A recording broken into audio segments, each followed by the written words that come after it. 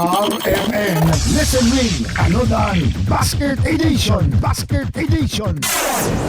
Aniya ang Team DXDC karon sa may bunawan ning dakbayan sa Davao. Layo-layo ang ato ang naabtan karon mga kasama. Aron lang mangita ug suking tigpaminaw nga modawat sa ato ang usa ka basket nga grasya mga kasama.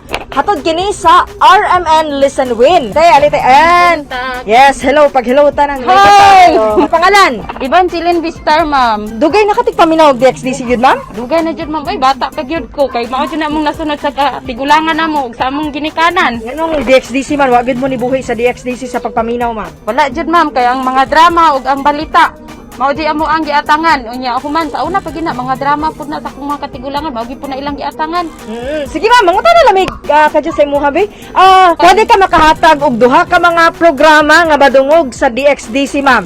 Number 1. Straight to the point, morning edition. Tapos sa Ano pa? Octo, Kuskus, Batikos, midday edition. Sakto ka ha. Is correct ang iyang mga tabag. Duha ka Thank mga you. programa ang iyang tama ma'am. Mga kasama nung nga nahatag sa tuwa na provide niya answer. Salamat. Okay, tama siya. Tama ta ma'am. Kasi unod sa basket ma'am. Wow, na ay mantika, na ay bulat, na ay itlog, na ay kanindot.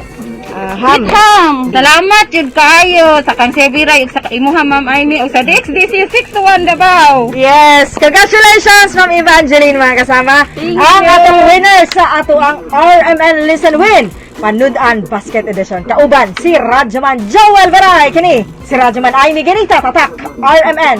RMN Listen Win Anodan Basket Edition